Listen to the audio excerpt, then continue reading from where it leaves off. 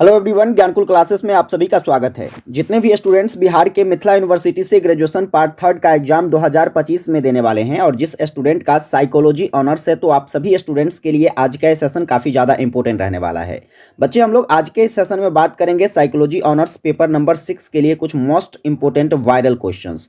अगर आप लोगों ने अभी तक कुछ नहीं पढ़ा है तो जितना क्वेश्चंस मैं यहाँ पर बताने वाला हूँ उन सभी क्वेश्चंस को आप अच्छे से प्रिपेयर कर लीजिए। आप लोगों के पेपर में यहाँ से जैसे पेपर नंबर 5 में आपको 4 के 4 क्वेश्चंस देखने को मिला था हमारे क्लास से, वैसे ही यहाँ भी आपको 4 के 4 क्वेश्चंस हमारे क्लास से देखने को मिलेगा। तो आइए हम लोग बिना देरी किए हुए सेशन को कंटिन्यू करते हैं। एक बार आप लोगों ने सेशन को लाइक नहीं किया है तो लाइक कर लीजिए और अपने सभी दोस्तों को जरूर शेयर कर दीजिए। सेशन अगर आपको हेल्पफुल लगती है, चैनल पर नए हैं तो सब्सक्राइब करके नोटिफिकेशन बेल को आप जरूर ऑन कर लीजिएगा ताकि आगे जो है आपको आने वाली क्लास सब टाइम से मिल सकेगी। इसके बाद आगे की जो इन्फॉर्मेशन होगी ये भी आपको टाइम से मिल सकेगा।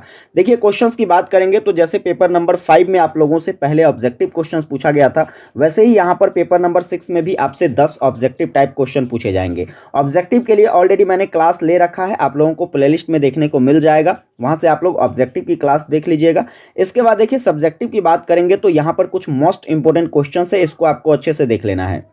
जैसे कि क्वेश्चंस की बात करेंगे तो सबसे पहला क्वेश्चन है, संगठनात्मक व्यवहार के विकास में टेलर के योगदान की विवेचना करें। ये आउट क्वेश्चन से प्यारे बच्चे, निश्चित तौर पर आप लोगों से पेपर में पूछा जाएगा, क्योंकि देखिए 2019 में पूछा गया है, 21 में पूछा गया है और 23 में पूछा गया है, यानी कि निश्चित तौर पर ये क्वेश्चंस आपसे 2025 में पूछे जाने की पूरी संभावनाएं होगी। क्या याद रखोगे? संगठनात्मक व्यवहार के विकास में टेलर का क्या योगदान रहा है, इसकी विवेचना करना है। चलिए बच्चे, अगला क्वेश्चंस देखते हैं।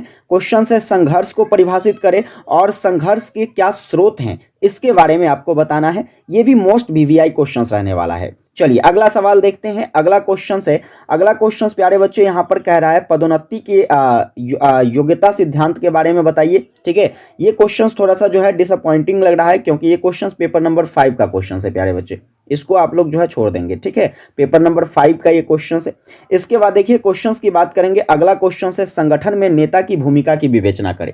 क्या पूछा जा रहा है बच्चे? संगठन में नेता की भूमिका की विवेचना करें। ये भी क्वेश्चंस इंपॉर्टेंट है, आपको इसे अच्छे से देख लेना है। इसके बाद देखिए, थकान क्या है और थकान को कम करने के क्या तरीके हैं, ये आपको बताना है। चलिए अगला क्वेश्चंस की बात करते हैं। तो नेक्स्ट क्वेश्चंस रहने वाला है यहाँ पर, मुख्य कार्यालय क्षेत्र के संबंध में टिप्पणी लिखे। ये भी क्वेश्चंस ये बाहर का क्वेश्चन है बच्चे। ठीक है, ये आपका यहाँ पर टाइपिंग में थोड़ी सी मिस्टेक हो गई है, इसको थोड़ा सा इग्नोर कर लीजिएगा। अगला क्वेश्चंस देखिए, तो अगला क्वेश्चंस ये आउट क्वेश्चंस लगा लो। ठीक है, ये क्वेश्चंस पूछे जाने की पूरी संभावनाएं रहेगी। दुर्घटना उन्मुखता पर टिप्पणी लिखे। और इसके बाद एक क्वेश्चन हजवर्ग के द्विकारक सिद्धांत के बारे में बताना है। ठीक है, हजवर्ग के द्विकारक सिद्धांत काफी ज्यादा इंपॉर्टेंट रहने वाला है, आप लोग इसको अच्छे से पढ़ लीजिएगा। इसके बाद देखिए, तो मैं आपको बता दूं, 2 और क्वेश्चंस मैं आपको लिखा देता हूं। ठीक है, यहां से लिख लीजिएगा। एक क्वेश्चन लिखिएगा प्यारे बच्चे, जो है अरोचकता को परिभाषित करे। किसको? अरोचकता को क्या करे? अरोचकता को परिभाषित करे। ठीक है, अरोचकता को परिभाषित करे।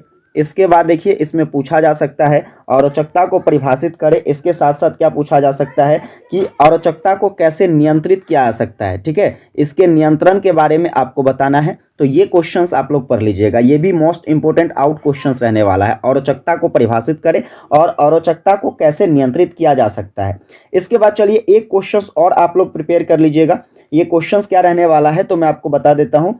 काम के माहौल पर, ठीक है, काम के माहौल पर, काम के माहौल पर, काम के माहौल पर रोशनी और शोर, ठीक है, रोशनी और शोर का प्रभाव बताइए। ठीक है, रोशनी और शोर का क्या बताइए बच्चे? प्रभाव बताइए। जैसे काम का कोई माहौल होता है तो काम के माहौल पर रोशनी का यानी कि प्रकाश का क्या प्रभाव हो सकता है और शोरगुल का क्या प्रभाव हो सकता है, इसके बारे में बताने के लिए। तो ये 2 क्वेश्चंस भी आप लोग अच्छे से प्रिपेयर कर लीजिएगा। क्वेश्चंस क्या क्या हो गया बच्चे? देखिए, क्वेश्चंस हो गया सबसे पहले, संगठनात्मक व्यवहार के विकास में टेलर का योगदान, संघर्ष को परिभाषित करें और इसके स्रोत के बारे में बताइए, जो कि आउट क्वेश्चन रहने वाला है। ठीक है, इसके बाद देखिएगा क्वेश्चन आगे, संगठन में नेता की भूमिका, थकान क्या है, इसके कम करने के तरीके हो गए। इसके बाद दुर्घटना उन्मुखता पर टिप्पणी लिखना है, हजवर्ग के द्विकारक सिद्धांत को लिखना है। इसके बाद बच्चे बात करेंगे अरोचकता को परिभाषित करें और अरोचकता को नियंत्रित कैसे किया जा सकता है, इसके बारे में बताइए।